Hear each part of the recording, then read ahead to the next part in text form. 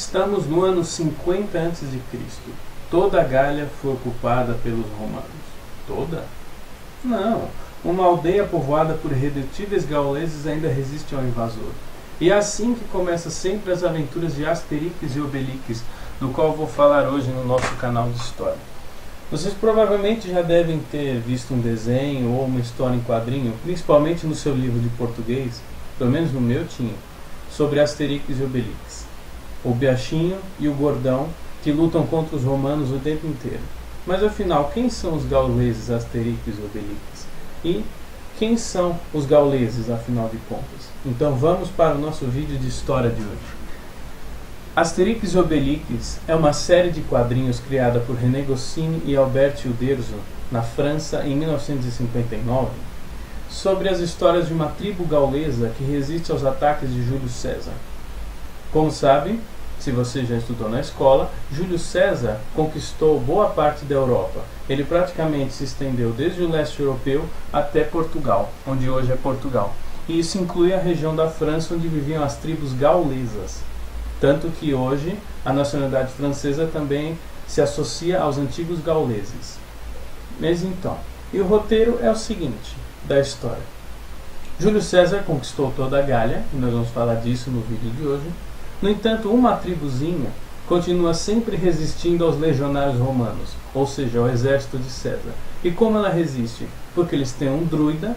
O druida é um líder religioso das antigas religiões célticas, da religião dos gauleses.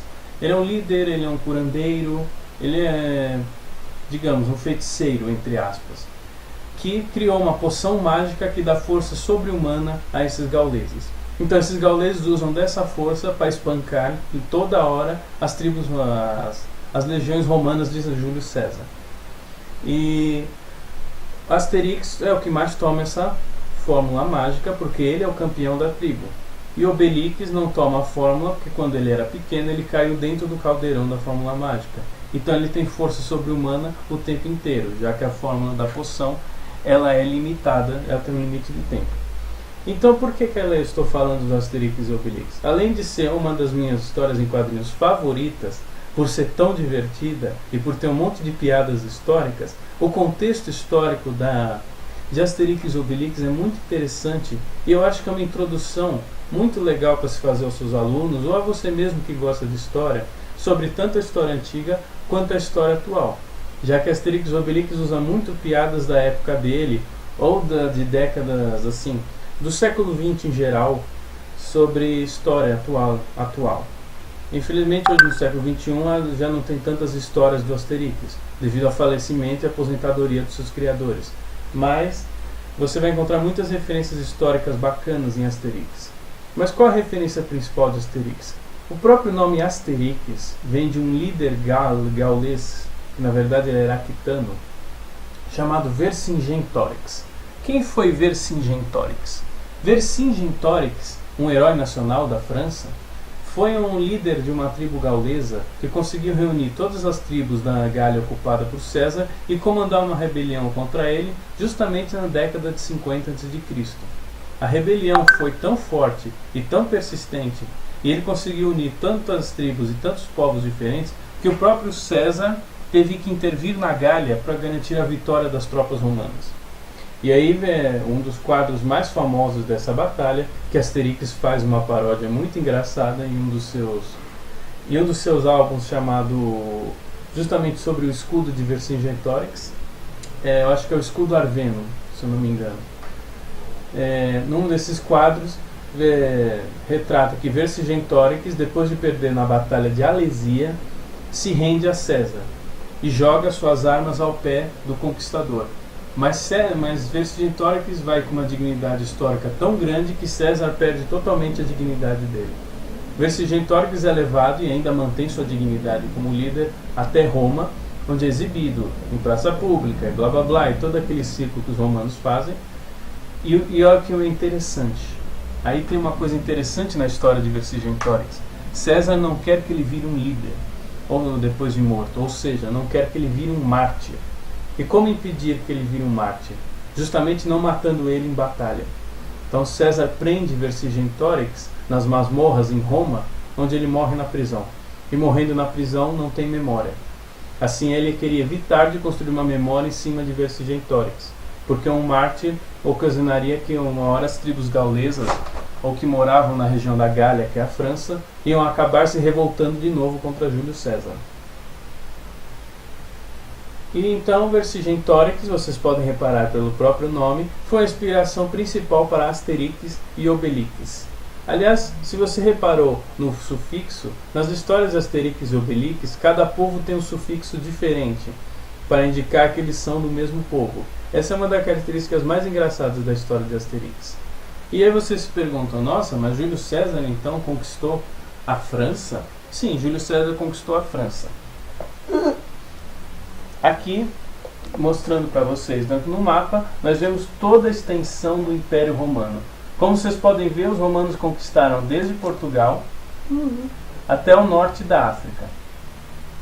Essa é a extensão, não é a extensão do período de César. Agora eu estou mostrando a extensão total do Império Romano. Porque Asterix ele não poupa os anacronismos na narrativa dele. Ou seja, tem coisas que não aconteceram na época de César que eles fazem acontecer para tirar a piada da história. E esse é o mais gostoso de Asterix.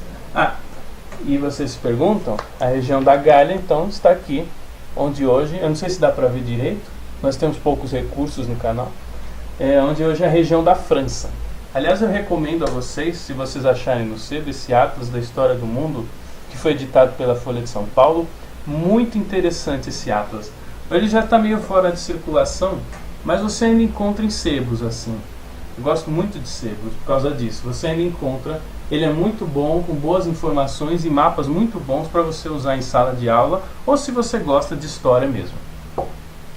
Asterix e Obelix então teve uma série de álbuns clássicos. Asterix e Cleópatra, Asterix e o Escudo Arveno, Asterix e os Vikings, que vocês já recentemente fizeram uma versão em animação, que é o próximo tópico que eu vou falar. Agora vocês vão me perguntar, e onde eu acho as histórias de Asterix? Bom, eu acho que recentemente não tem uma edição nova de Asterix, então muito provavelmente vocês vão encontrar eles em português, porque ele foi traduzido para o português, em sebos, do qual não vai ser tão caro assim, vamos dizer. A média de preço que eles cobram por um álbum do Asterix está entre R$10, R$5. Eu sei, pra mim também pode parecer um preço meio salgado, mas vale a pena, vale a pena. É só você dar uma pesquisada que provavelmente no sebo mais perto de você deve ter uma aventura do nosso gaulês querido. Mas eu vou deixar para vocês, meus amigos, se eu conseguir achar, um link para baixar as histórias em PDF, porque em PDF você encontra muito fácil as aventuras de Asterix gaulês.